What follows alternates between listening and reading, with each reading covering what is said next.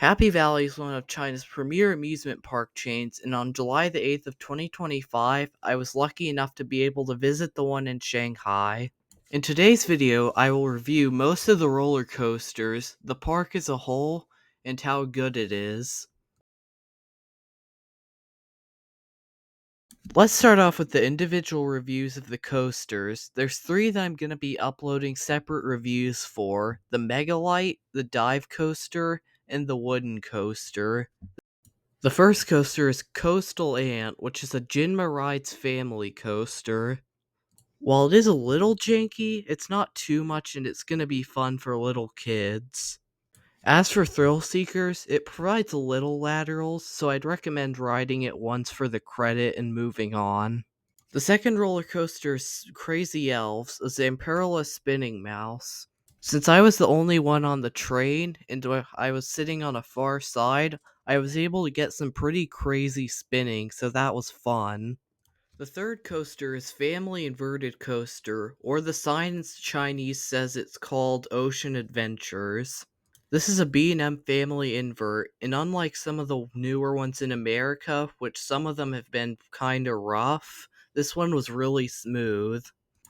But although it was smooth, it was pretty forceless, unlike something like Dragonfly or Dollywood, a Vekoma family invert. The final coaster I'm going to do a review of here is their mine train called Mine Train Coaster, an Intamin mine train which is the same layout as Mine Train Ulven. This coaster is actually pretty intense, with some decent positive Gs and some decently whippy turns. This coaster is actually ranked pretty high for me, ranking ahead of something like Blue Hawk at Six Flags Over Georgia. Now that we've got some of the rides out of the way, let's take a look at the pros and cons of the park itself.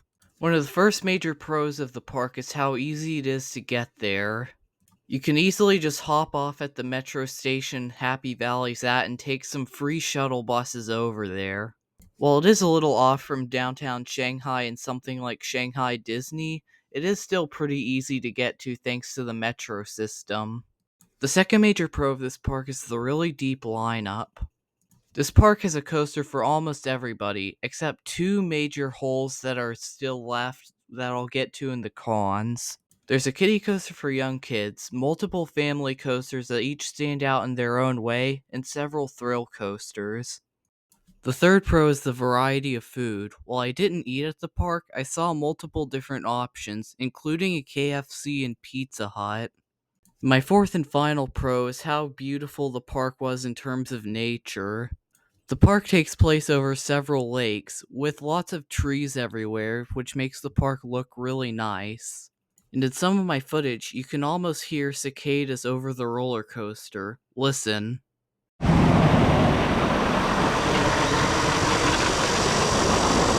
And now, it's time for the cons. And the first con is what I brought up in Pro 2 when I was talking about the park's depth.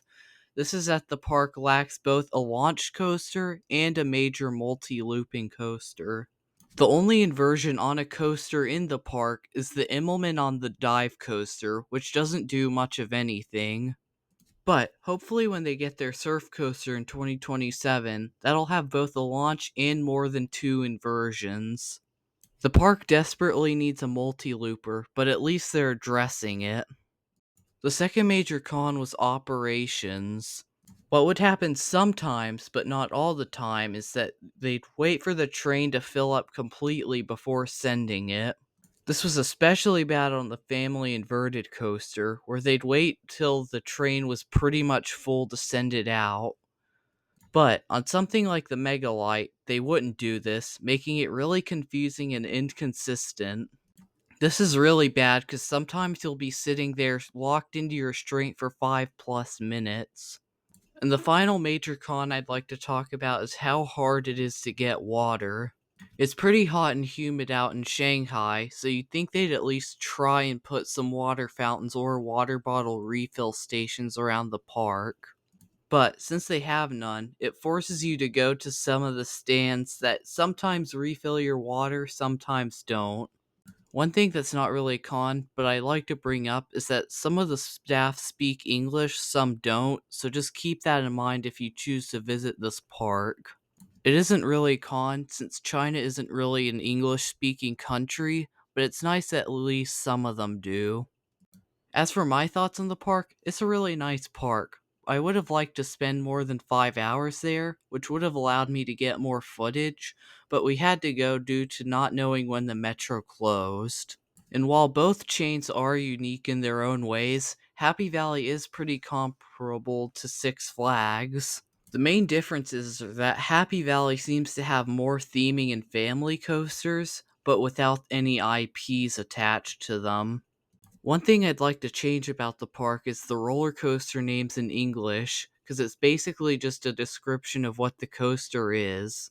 RCDB lists both the Chinese and English names, so you can translate and see what they are for yourself.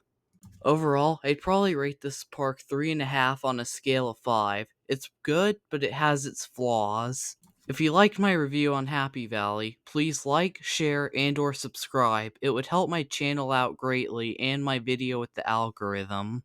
It would also help you stay tuned for my other Happy Valley and other Asia Park videos, which I plan on releasing soon, including tips on how to visit Happy Valley, comparing Happy Valley to Six Flags, and the review of the 3 thrill coasters.